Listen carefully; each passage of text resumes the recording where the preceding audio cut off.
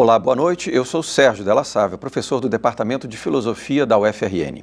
Começa agora mais um programa Grandes Temas aqui na sua TV universitária. Acidentes de trânsito levam a vida de mais de 1 milhão de pessoas todos os anos no mundo. Isso sem falar nas 50 milhões de pessoas que não chegam a óbito, mas passam a viver com sequelas e lesões graves.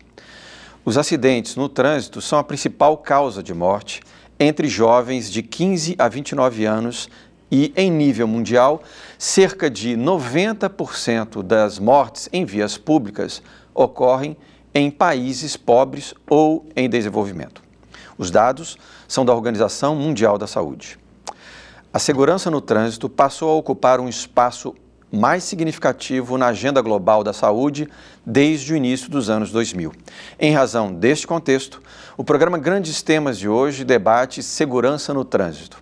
Para isso, contamos com a presença de Roberto Cabral, inspetor da Polícia Rodoviária Federal, Aurino Borges, diretor do Departamento de Educação no Trânsito da STTU, Secretaria de Mobilidade, Fábio de Cristo, professor de Psicologia da FACISA, Faculdade de Ciências da Saúde da UFRN em Santa Cruz, e Aline Bezerra, chefe do setor de Vigilância Epidemiológica da Secretaria Municipal de Saúde e faz parte do projeto Vida no Trânsito.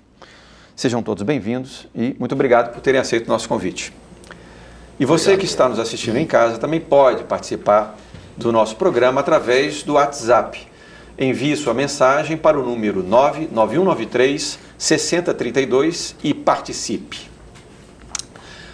Agora o programa Grandes Temas também está no Facebook.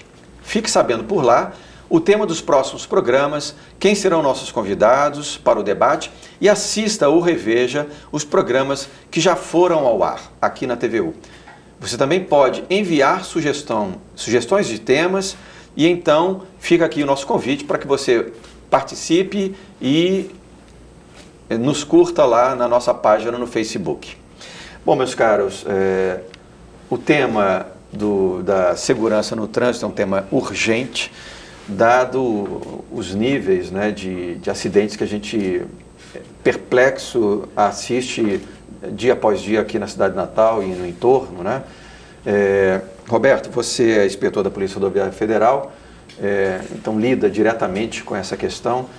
Como que está o contexto? Como é que você pode informar a população do problema, em que nível nós estamos hoje a respeito dessa questão de segurança do trânsito? Boa noite, Sérgio. Boa noite, Aurino, Aline, professor Fábio. Foi um prazer agradecer aqui o convite. É com grande preocupação. Sérgio, nós temos hoje no Brasil cerca de 50 mil mortes por ano em decorrência de acidentes de trânsito. É um desafio para todos nós que fazemos parte da estrutura do Sistema Nacional de Trânsito, tentar reverter ou minimizar esses números. Portanto, são feitas várias ações e acreditamos que o caminho é pela educação e nós entendemos que, como você citou bem aí no contexto, a maioria das mortes são registradas em países pobres, países em desenvolvimento, exatamente, e está muito relacionado com a questão cultural. E nós vamos demandar ainda algum tempo, mas já tem sido feito alguma coisa, agora precisa se fazer muito mais. Estava falando há pouco ali com os colegas lá na antessala, que está completando agora 20 anos, 19 vai completar 20 anos, de que está em vigor o atual Código de Trânsito Brasileiro, a Lei 9.503, que instituiu o CTB em 97, e um grande avanço do Código de Trânsito Brasileiro foi a municipalização do trânsito. Ou seja, o poder público que está mais próximo do cidadão é o poder municipal. Mas quase 20 anos depois, porque o Rio Grande do Norte nós temos 167 municípios, menos de 10% criaram os seus órgãos executivos de trânsito. Apenas 13 ou 14 estão com eles, alguns só para a questão que não atende a demanda, com pouca gente fiscalizando. Então, a ausência do Estado, do poder público, deixa as pessoas fazerem o que quiserem. Se você for no interior, onde não tem a presença da Polícia Rodoviária Federal, da Polícia Rodoviária Estadual, e não há órgão executivo de trânsito, é um absurdo que acontece no trânsito, principalmente dos veículos de 2 rodas. São as motocicletas, motonetas e ciclomotores. pela facilidade de aquisição, o cidadão do campo trocou o animal pela moto. Até para tanger o rebanho lá, ele está tangendo de moto. Em consequência disso, a ausência do Estado, quer dizer, os municípios não atenderam o apelo do trânsito. Dizer, infelizmente, nós sabemos que é uma questão política. Qual é o prefeito que quer estar fiscalizando o seu município? Um potencial eleitor. Ninguém quer. Então, tem ausência da fiscalização. Porque nós estamos vendo, como eu estava conversando com a Aline, mais de 50% dos leitos ocupados nos hospitais são em decorrência de acidente de trânsito. E na grande maioria, de veículos de duas rodas. Então, ainda é uma preocupação. Até pouco tempo, nós tínhamos o ciclomotor, aquele chamado Trax, Cinquentinha, Johnny, que nem licenciado nem registrado eles eram. Sim. Porque a competência era dos municípios. Como eu falei, nenhum município ele avançou. Foi preciso que houvesse gestão dos órgãos de trânsito para que mudasse a lei. E a lei, infelizmente, mudou. E a competência para registrar e emplacar esses veículos hoje é do Estado. Então, hoje é obrigatório. O ciclomotor tem que também ser registrado e emplacado, porque o cara achava que por não ter placa, não é porque não era para ter placa, porque os municípios não avançaram e não fizeram esse serviço. Então o cara comprava uma motocicleta daquele, dava para um filho de 13 anos, de 14 anos, para ir para a escola, como se estivesse fazendo um bem. E deixando aqui, aproveitando a oportunidade, professor Sérgio, para conduzir qualquer veículo automotor, você vê uma bicicleta, botar um motor, ele passa a ser um veículo automotor. O cidadão tem que ser habilitado, portanto tem que ser maior de idade. É crime de trânsito, está lá previsto no artigo 309 e 310, tanto de conduzir veículo automotor sem ser habilitado, como entregar. Então as pessoas cometiam, ainda cometem hoje esse crime, e o resultado é o que nós vivemos hoje. Ainda é preocupante, sim. Felizmente tem muita gente envolvida, ONGs, o governo federal tenta avançar através dos seus órgãos de fiscalização de trânsito, Polícia Rodoviária Federal, o Departamento Nacional, o DENIT, os órgãos municipais onde foi criado e os órgãos estaduais, mas muita estrada tem que ser percorrida para tentar reverter essa situação. Ainda sobre a contextualização desse problema, a gente tem dados mais precisos que nos permitiria dizer que nos últimos 5 anos esse problema aumentou no município de Natal? No âmbito do município de Natal, a situação, o que a gente vive não é diferente do restante do estado para o país, né? A gente vive uma epidemia de acidente de trânsito, né? Infelizmente, ele figura entre as 5 principais causas de morte e a segunda maior causa de internações hospitalares. Isso é muito grave. Mas houve algum aumento ali, assim, muito significativo? A curva ela é ascendente, certo? Né? Porque os fatores de risco estão aí. Né? O inspetor Cabral falou muito bem, mas a gente sabe que os principais fatores de risco, que é o excesso de velocidade, o uso de álcool ao dirigir e agora o uso do celular na direção, tem facilitado, né, a ocorrência, tem induzido mais a ocorrência desses casos. Hoje a gente fala que o trânsito ele virou um problema de saúde pública, né? A gente não tinha isso há 20 anos atrás, com essa magnitude. Hoje é uma das principais causas de morte, como eu falei, de internação, né? Então o Ministério da Saúde, o governo federal de uma maneira geral, se articulou com os outros ministérios e disse, espera aí, o problema da saúde não pode ser resolvido somente na saúde, né? E criou o projeto Vida no Trânsito, que a gente pode conversar mais um pouquinho. Perfeito. Aurino, você tem um imenso trabalho de educação no trânsito, porque o que a gente vê é um completo descaso com a vida do outro, né, nas ruas de Natal. Muito boa noite. Boa noite, obrigado pelo convite, é um prazer estar aqui com todos, né? O que nós teríamos que dizer, a princípio, né, é o exercício da cidadania que temos que incentivar. Cada um é responsável por si e pelo próximo, né? Então a gente tem que conviver. Somos todos partícipes de um único cenário e temos que fazer o nosso papel. Então, enquanto pedestre, eu tenho que me posicionar, né, com uma conduta preventiva, não é, e responsável, ao mesmo tempo, enquanto ciclista, motociclista, né, e motorista. E aí o que é que acontece? As pessoas, às vezes, responsabilizam o trânsito pela sua desorganização de agenda. Então, muitas vezes você está atrasado, você quer compensar no trânsito, né? Muitas vezes você também não tem muito tempo de dar manutenção no seu veículo, né? E isso vai respingar no trânsito. E aí onde está? nós com o trabalho de educação, tentamos fazer essa conscientização. Na hora que nós temos alguns cursos que são direcionados, né, aos motociclistas, né, para que eles tenham uma experiência tanto didática, né, uma aula teórica e também uma prática, né? E aí a gente tem conseguido já algumas conquistas positivas, alguns resultados positivos, inclusive com o projeto Vida no Trânsito também, nessa parceria, grande parceria, que é exatamente focando, inclusive, profissionais de empresas. Muitas empresas nos procuram e a gente nas CIPATs, né, nas semanas, né, internas de prevenção contra acidentes, nós vamos para lá, fazemos palestras e aí coroamos com atividade lúdica. E a gente já começa a ver alguns resultados. É uma das coisas que a gente se preocupa muito nessa questão do acidente, porque o uso do celular, né, está campeão. É incompreensível. Né? É isso, incompreensível, é inadmissível e tudo mais. E a gente tenta mostrar isso, inclusive com aquele trabalho lúdico na própria via, né, mostrando que o uso do celular não é, e gesticulando para ver se vai amenizando. E trabalhamos também as sementinhas, que são nas escolas, né, lá os pequenininhos, até nos CMEs, a gente já está trabalhando, né, tentando mudar essa realidade. Perfeito. Ô, Fábio, tem um desenho do Pateta, que virou um clássico. Não sei se você se recorda, o Pateta é um sujeito pacato, um pacato cidadão. E aí o sujeito entra no carro e vira um monstro, né? Vira um bicho.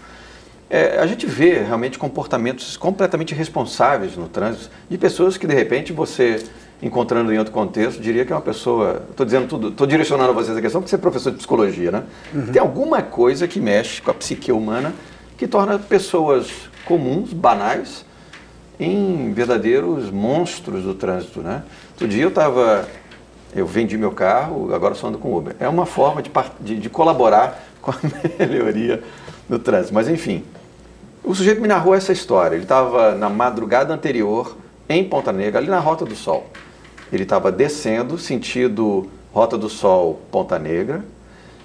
Quando ele chegou ali perto da Rota do Sol, o carro veio subindo, entrou naquela via, portanto, em contramão, em alta velocidade. Era um carro, um Amarok, com os faróis apagados, isso sábado à noite. Seguramente o sujeito sai de um bar, sai alcoolizado, etc.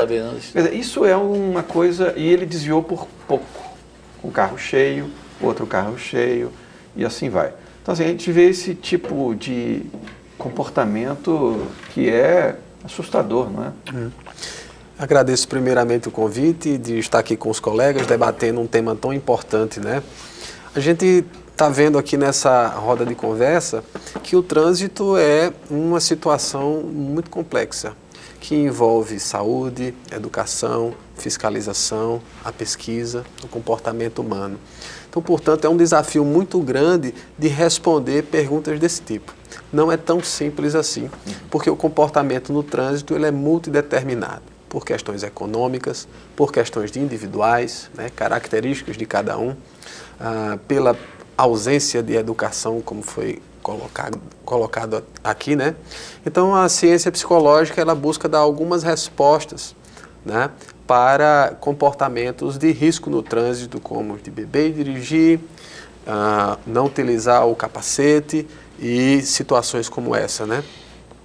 O que a gente identifica é que existe relação entre características que são do próprio indivíduo, né, suas características de se comportar, de perceber, né, e a situação do trânsito. Então, essa combinação, né, termina exercendo grande pressão, influência e muitas vezes determinando o comportamento do indivíduo. Imagina a seguinte situação: você sai de um compromisso de manhã, de uma reunião ao meio-dia e está com fome, né? E nesse dia também está fazendo um calor muito grande na cidade, né? Você se depara com congestionamento, logo depois do almoço você tem outro compromisso e assim, né, você se vê impedido de prosseguir. E isso aí você começa a perceber essa grande quantidade de pressões que vão incidir no comportamento, por exemplo, do motorista, do motociclista, e vai com que ele desencadeie alguns dos comportamentos conforme o vídeo que você citou do Pateta, que é um clássico, e em certo sentido ainda continua atual, porque ele mostra justamente essa multideterminação, ou seja, o indivíduo com determinadas características, mas que quando se vê em determinada circunstância, né, ele se vê então pressionado por essas outras situações que fazem com que ele tenha um comportamento, seja, neste caso, né, um comportamento de risco. Professor Fábio, a questão de fundo, ao meu ver, é a questão cultural também, né, acima de tudo.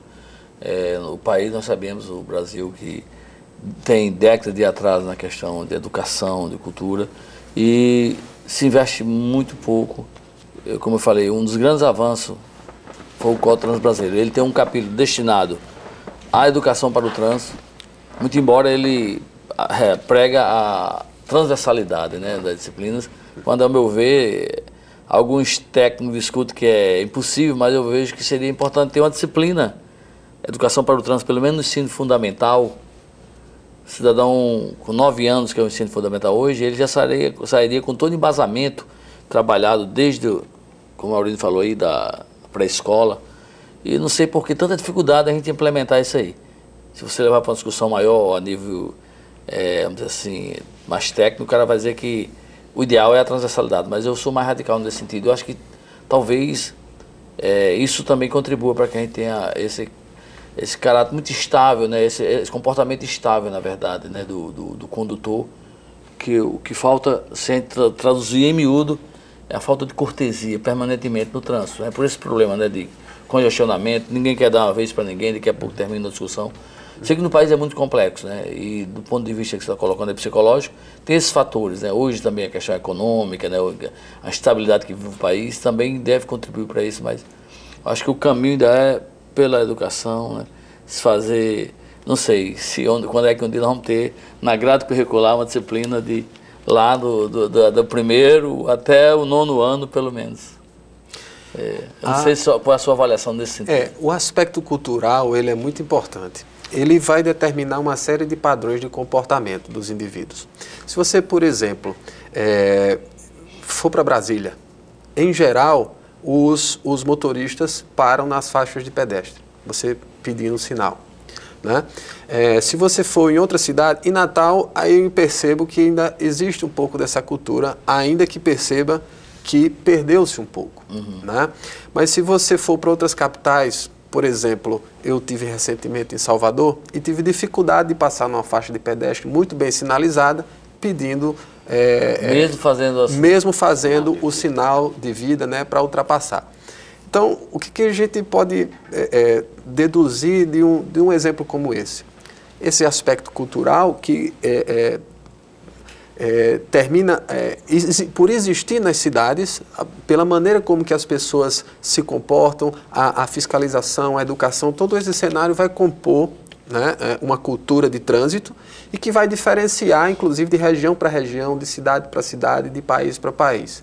Então, se o indivíduo que dirige em Brasília ou que dirige em Natal for dirigir em Salvador e parar numa faixa de pedestre, é possível que ele receba uma colisão traseira, né? Porque naquele contexto não faz parte da cultura fazer esse tipo de comportamento.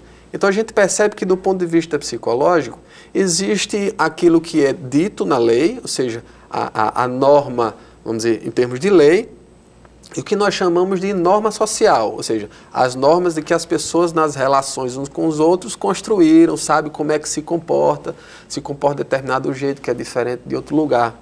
Então, há que se construir essa cultura, né, de segurança, de respeito às leis de trânsito. A educação é um caminho, né, mas nós não podemos pensar o comportamento no trânsito desarticulado. Então, eu percebo o trânsito muito mais como um conjunto de ações coletivas e articuladas, daí a dificuldade de mexer com o comportamento no trânsito. Veja a nossa conversa aqui de profissionais de diferentes áreas, porque é difícil essa articulação.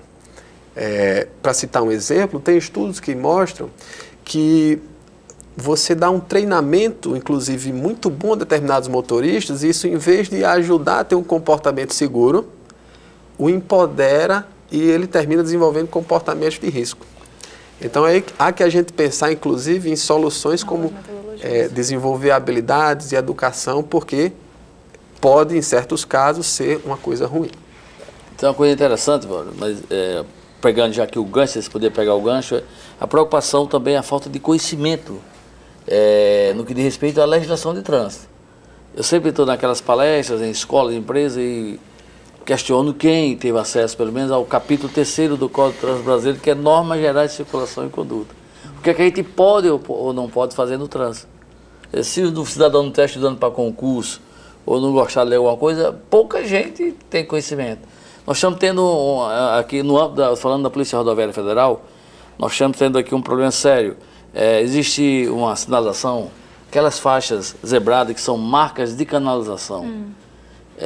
Ali é um canteiro fictício. Nós temos agora aqui na BR-101, principalmente aqui, até nesse túnel aqui da universidade, tem marca de canalização. Ali na BR-304, ali em frente à Potilândia, naquela passarela, tem uns marcas de canalização. O cidadão passa permanentemente sobre aquela faixa. É uma multa da natureza gravíssima e multiplica por 3, é R$ 880. Quando as nossas equipes estão ali, tá autuando. Tem dia de autuar 200 pessoas, 300. Aí o cara chega lá para reclamar lá na polícia, vai recorrer, porque não sabia, nunca correu a multa. Mas aí ninguém pode justificar, né, o cometimento da infração alegando o desconhecimento da lei. Quero mostrar que também passa por essa falta de conhecimento das normas de trânsito.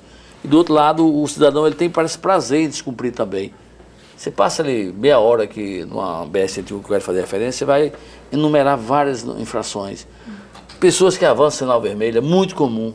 Então, é uma questão de fundo cultural. Temos que associar a educação e fiscalização também. Infelizmente, eu costumo dizer, me perdoei, mas o problema do Brasil é o brasileiro, que reclama de tudo, mas na hora de fazer a parte dele, ele não faz. Se der uma oportunidade, ele está aí reclamando de corrupção, mas se tiver uma brechinha, ele está lá cortando a fila, né? Ele está tentando, no supermercado, passar uma fila ou até pegar um produto lá e consumir. É uma realidade muito difícil no Brasil e isso também nós constatamos no trânsito. Por sinal, na fala de vocês, lembrei-me de uma situação interessante, né? A gente proporcionar a convivência harmônica entre o motorista de ônibus e o ciclista. Então, imagina aí, você vai compartilhar a mesma via. E aí? O ônibus precisa passar, o ciclista também. Como fazer? Como tratar essa questão? E aí a gente traçou um plano, né, para que essa convivência harmônica pudesse acontecer. E aí fazendo, inclusive, vivências com os motoristas na posição dos ciclistas, né, para eles sentirem, né, aquele friozinho do ônibus quando passa próximo, não é? A dimensão daquele paredão, para que ele tenha essa dimensão e saber que no outro lado, no outro momento, ele também é pequenininho, não é? E ele também vai precisar transitar. E foi interessante, né?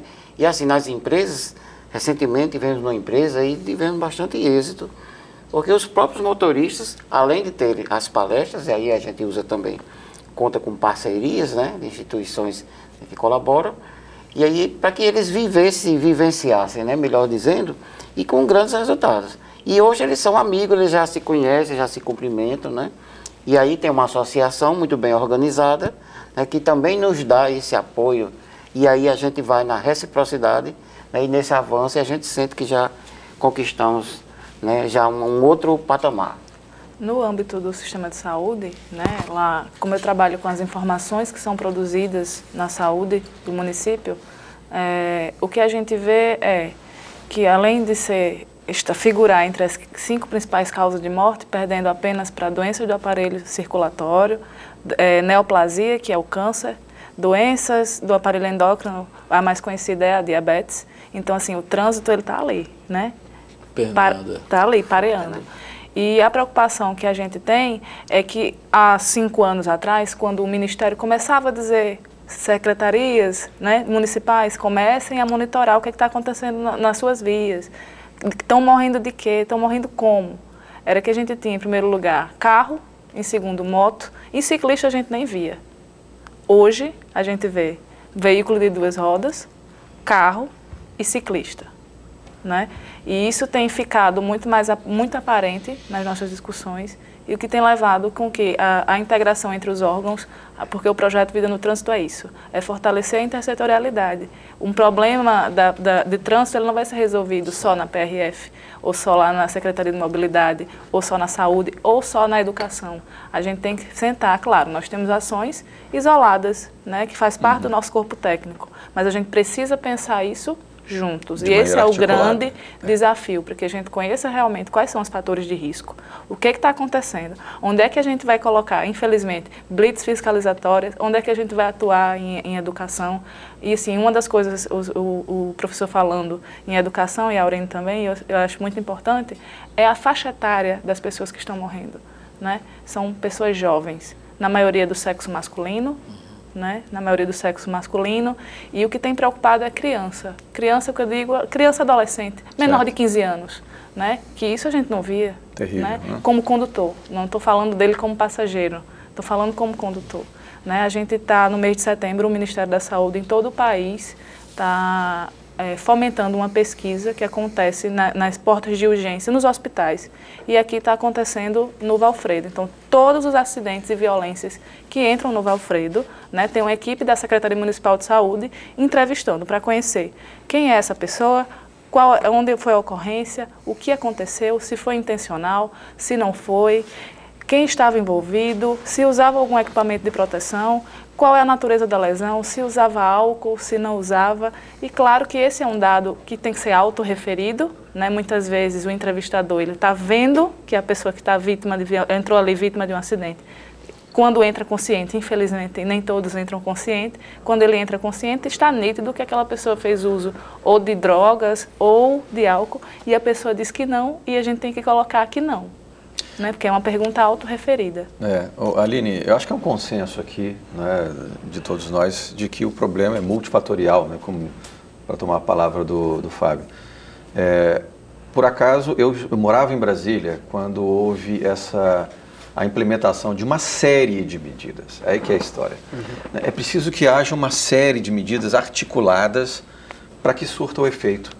E é curioso, porque Brasília era campeã de acidentes de trânsito no Brasil, um dos maiores do mundo. Com vias bem mais amplas.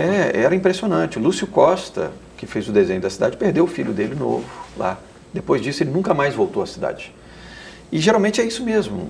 Vias largas, as pessoas circulando em altas velocidades.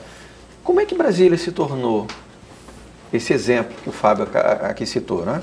Eu me recordo isso muito bem, porque eu vivi essa transição. Uma situação anterior de extrema periculosidade, e depois um comportamento generalizado que a gente morria de orgulho. A gente ficava com muito orgulho. Para onde eu ia, eu sentia que isso realmente era uma aquisição nossa, dos moradores de Brasília, dos habitantes de Brasília, né? Foi uma campanha pesada, e aí eu quero que depois a gente fale aqui das iniciativas, tá? Porque a gente está vendo aqui, isso surte efeito, um outdoor, câmeras, vamos falar um pouco disso daqui a pouco, mas me recordo de uma campanha massiva na televisão, instruindo, orientando, né, a colocação de câmeras, pardais, fiscalização ostensiva, né, e uma campanha envolvendo também a população, o pedestre, né?